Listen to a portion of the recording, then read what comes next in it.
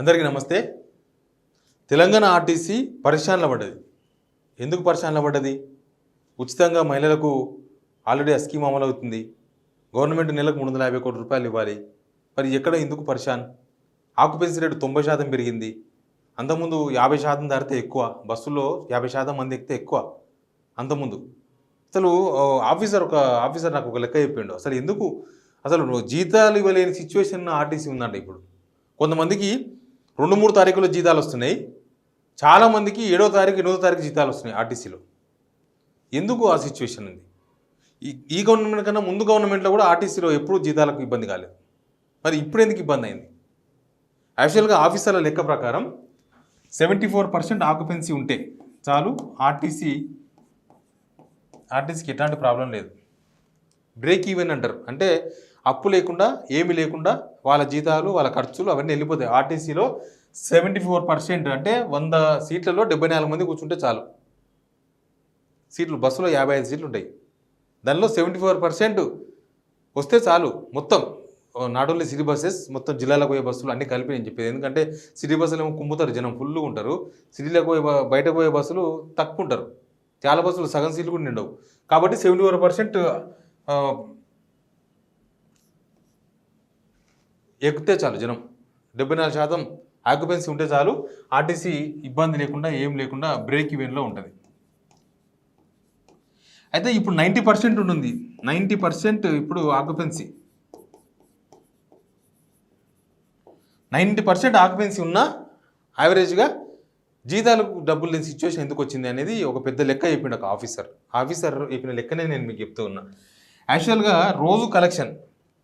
రోజు ఆర్టీసీలో అంతకుముందు మనకు ఈ ఉచిత బస్సు దానికన్నా ముందు ఉన్న కలెక్షన్ ఎంతంటే, ఆర్టీసీ బస్సులో ఎక్కే వాళ్ళు 45 లక్షల నుంచి 55 లక్షల వరకు ఉంటున్నారు రోజు యావరేజ్గా. ఇది కూడా ఇంకా మండే లాంటి రోజు ఉంటుంది. మండే అంటే ఆ రోజు ఫుల్ వర్కింగ్ డే కదా, సండే సెలవు తీసుకొని ఉంటారు. కొంతమంది వీకెండ్ అని అటు ఇటు పోయిన ఉంటారు. లేకపోతే మండే ఖచ్చితంగా ఆఫీసులకు, కాలేజీలకు అటెండ్ అయ్యే వాళ్ళు చాలా మంది.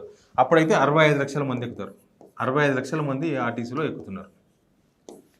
65 లక్షల మంది ఉంటుంది దీనిలో కలెక్షన్ కూడా ఉంటుంది. ఇప్పుడు కలెక్షన్ కూడా ఇంపార్టెంట్ కదా. ఆర్టీసీకి డైలీ కలెక్షన్ 16 కోట్లు. ఎప్పుడు ఏమి లేనప్పుడు, ఈ మహిళలకు ఉచిత ప్రయాణం లేనప్పుడు ఆర్టీసీకి 16 కోట్ల రూపాయలు రోజు వచ్చేది. డైలీ కలెక్షన్ 16 కోట్ల రూపాయలు. అది ఈ 16 కోట్ల రూపాయల్లో ఒక డీజిల్ ఖర్చులు అవన్నీ ఉంటాయి. అది లెక్క మీకు చెప్తా. అయితే 16 కోట్లు వచ్చేది. 16 కోట్లు వచ్చిన దాకా ఇప్పుడు ఏమైందంటే, ఈ మహిళలు వచ్చిన తర్వాత, మహిళలకు ఉచిత ప్రయాణం అమల్లోకి వచ్చిన తర్వాత దీని కథ ఎక్కడి దాకా పడిపోయిందంటే 5 కోట్లకు పడిపోయింది. ఇదంతా నేను మళ్ళీ ఉచిత పాసులు అవి లేకుండా చెప్తున్నా. పాసులకు డిస్కౌంట్లు, ఆ డిస్కౌంట్లు కూడా మళ్ళీ రియంబర్స్ గవర్నమెంట్ నుంచే రావాల్సి ఉంటుంది ఆర్టీసీకి.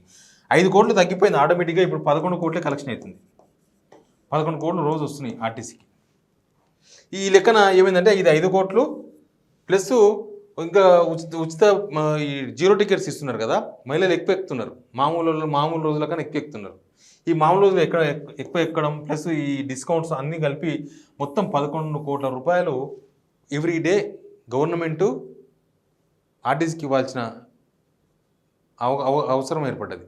ప్లస్ ఇక్కడ తక్కువైపోయింది, నష్టం వచ్చిపోయింది. వీళ్ళకి ఎట్లా నష్టం వస్తుందో కూడా చెప్తాను నేను. ఇట్లా 11 కోట్లు డైలీ అంటే 30 రోజులు తీసుకుంటే యావరేజ్గా 330 కోట్లు. మొత్తం లెక్క కలిస్తే 350 కోట్లు గవర్నమెంట్ ఇవ్వాలి. 350 కోట్లు గవర్నమెంట్కి వెళ్ళి ఆర్టీసీకి ఇవ్వాలి.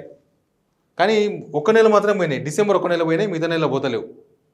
ప్లస్ వీళ్ళకి వచ్చే అమౌంట్లో దేనికి పోతుందో కూడా ఒక పెద్ద లెక్క ఉంది. అసలు దేనికి పోతే వీళ్ళకి వచ్చే అమౌంట్ డీజిల్.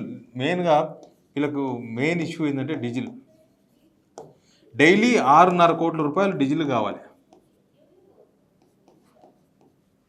6.5 కోట్లు డీజిల్ పోతాయి. డైలీ 6.5 కోట్లు అంటే ఏముంటుంది? 30 నెలలకు వేసుకోండి. 30 నెలలకు వేసుకుంటే ఆల్మోస్ట్ 30 రోజులు వేసుకుంటే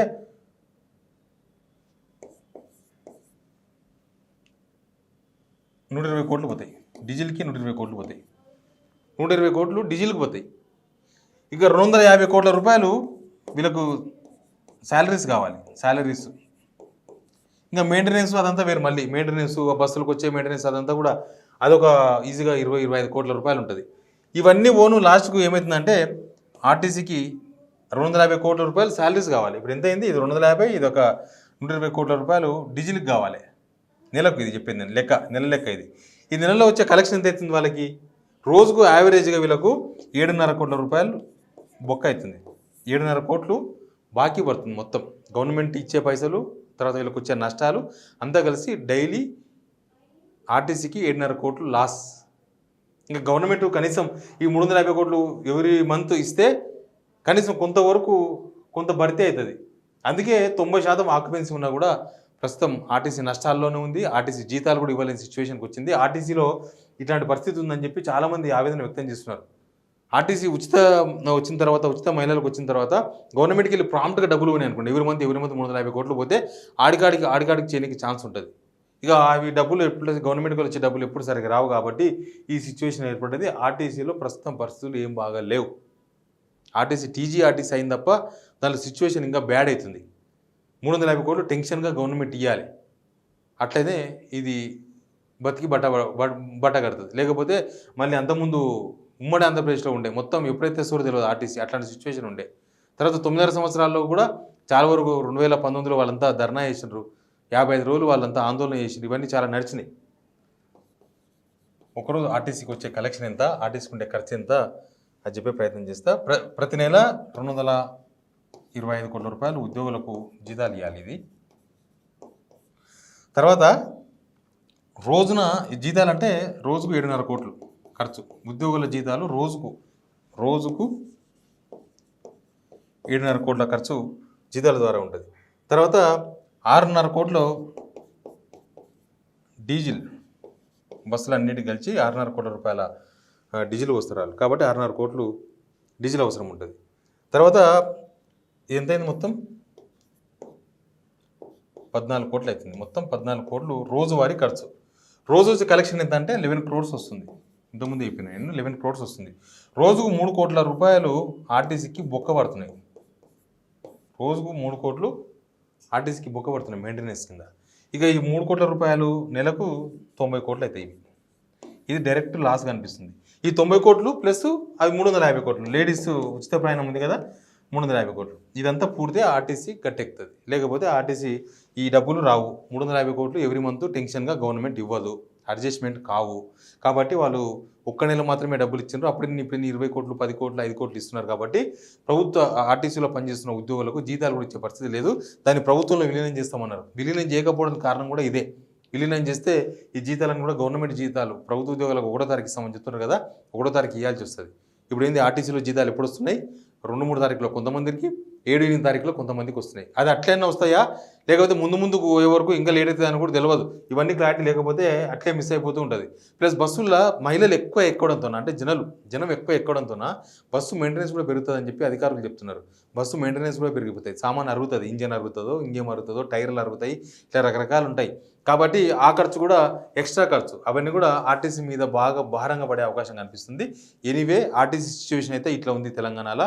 దీన్ని ఎవరు ఎట్లా గట్టెక్కిస్తారో చూద్దాం. Please subscribe signal TV.